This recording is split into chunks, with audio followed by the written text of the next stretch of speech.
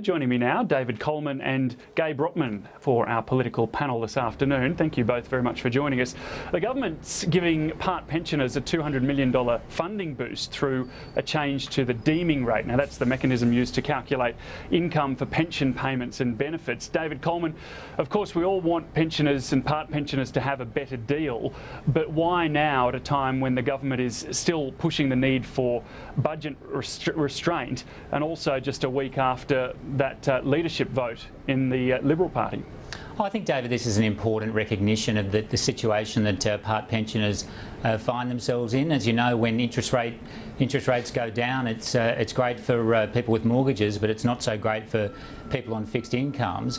And this is the government acknowledging that those people that have saved and have made a significant contribution to their retirement incomes do deserve some relief, especially in an environment of declining interest rates. So it's good news for part pensioners, and it'll certainly be welcomed in the community. Gabe Rotman, it's only worth $3.20 per fortnight, I think it is, on average. It's still an improvement though, and do you welcome that? Well, we welcome any assistance that's provided to pensioners that will help them deal with changes in the market. But our view is that the focus should really be on the millions of pensioners who are going to be affected by the government's changes to the indexation rates on to the pension, which is going to see pensioners, millions of pensioners, $80 a week worse off over a decade. And it's also been condemned by ACCOS in terms of, you know, what are the priorities here?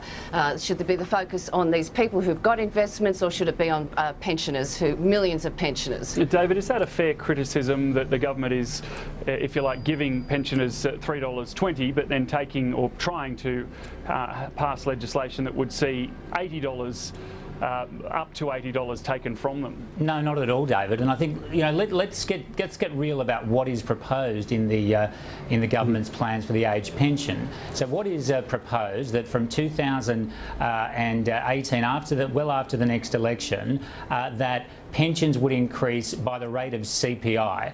So increase by the rate of CPI. So that means however much prices go up in the shops, the pension goes up by just as much every 6 months. Now, that is a change that we are proposing to take account of the fact that we have immense debt, more than $200 billion now, heading towards $2/3 of a trillion if we don't act. And we think that that change is an appropriate and modest measure to help address this very difficult budget situation we face. But the key point, David, is that pensions go up every 6 months by CPI, which is the same amount that prices go up in the shops. Yeah, what's wrong with that, Gabe Rotman? Because why not just keep pace with the inflation as it increases? Well, because what it essentially means is that from the modelling that we've done is that pensioners are going to be $80 a week worse off over the next decade. So, well, yes, it is an indexation rate. It essentially means it's the lesser of two indexation rates which will see them worse off. Okay, I want to turn to national security. We got a bit of a hint from the Prime Minister today and yesterday that he does, it seems, want to crack down on some of the areas where national security has been perhaps waning, perhaps where people have slipped through the net somewhat. This is what he said today. I'm not going to preempt the statement that I'll be making next Monday, but if you look, for argument's sake, at the history of the Martin Place murderer, at every step of the way, our system gave him the benefit of the doubt. This was someone who really did bring nothing but discredit to himself and to our country. He, frankly, is a disgrace to everybody who came into contact with him, and we need to ensure that the system is at least as focused on Australia's national interest as it is on the interests of people from overseas who seek to come here. Gabe Rotman, I'll start with you. Will Labor work in a bipartisan way with the government when it comes to this? Well, we have worked in a constructive and bipartisan way so far on national security issues. We want to ensure that our national security agencies have the tools to be able to ensure that Australians are kept safe. But I mean, it was only announced on YouTube last night by the Prime Minister. We'll wait and see what the detail is next week. Can you shed any more light on this for us, David Coleman? You were there with the Prime Minister when he made that statement. Sure. Look, David, obviously I don't want to preempt what the Prime Minister is going to say next week, but what I would say is the fact that we face terrorism in Australia is a reality. I'm sitting now about 100 metres from the Limp Cafe, and we need to err on the side of protecting our citizens. There is, in these areas, always the debate about civil liberties and so on, but wherever there are things that we can sensibly do to protect our community, we should do so. And I know the PM's very committed to doing that, and I certainly support him 100%. Your colleague Andrew Nikolic has written a piece today in The Australian where he pointed to countries like France, Britain and Canada that have tightened up laws and regulations, but they have huge problems. I mean, I'm not saying we don't, but are they really the models that we want to be following, particularly when you look to France, for example? Well, look, I read Mr Nikolic's article and I thought it was a very thoughtful and well-researched piece. And again, David, I think that we need to be looking at all options, including how we address the issue of dual citizenship. What Mr Nikolic is advocating is a system where if somebody commits an act of terrorism, their dual citizenship to Australia is revoked. Now, the simple way of not getting yourself into that position to have your citizenship revoked is don't commit acts of terrorism. So I think that Mr Nikolic makes some important arguments, and I'm sure those will be taken into account in the coming weeks.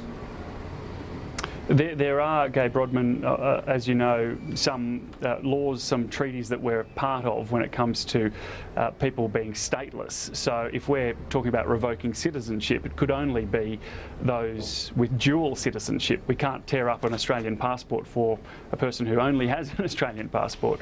I think that just on that issue, let's wait and see what the Prime Minister actually puts on the table, what he discusses next week. I mean, I think that, again, we are constantly reminded of the volatility of the environment. We saw what happened in Copenhagen on the weekend, and the fact that it echoed so much of what actually happened in Paris was chilling. We condemn that, but we will wait and see what the Prime Minister has to say on next week. I understand it's Monday. That is the on Monday. It, yes. Okay, I want to turn to Philip Ruddock and David Coleman. Your view on his treatment. Some in your party believe that he's been scapegoated after the result of the leadership ballot a week ago. What's your position?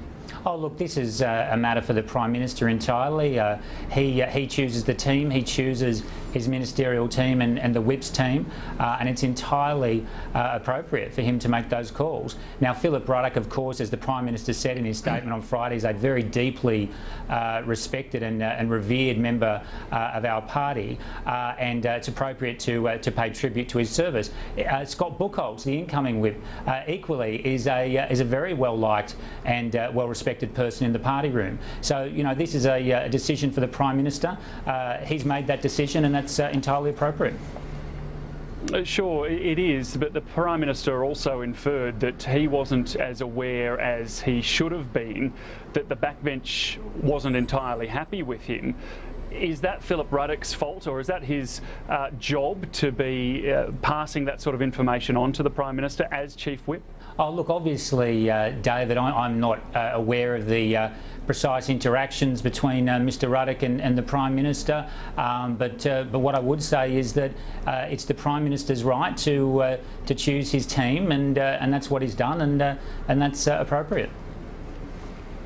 It is the Prime Minister's right to choose his team, Gai Brodman. What is Labor's position on Philip Ruddock being dumped, and if you have an issue, why is that? Well, we were shocked. I was shocked. The community was shocked. I know that my Canberra community was shocked about it. I know that many Australians were shocked by the decision, the fact that it was so late on a Friday night, and it seemed to be a surprise to Philip Ruddock.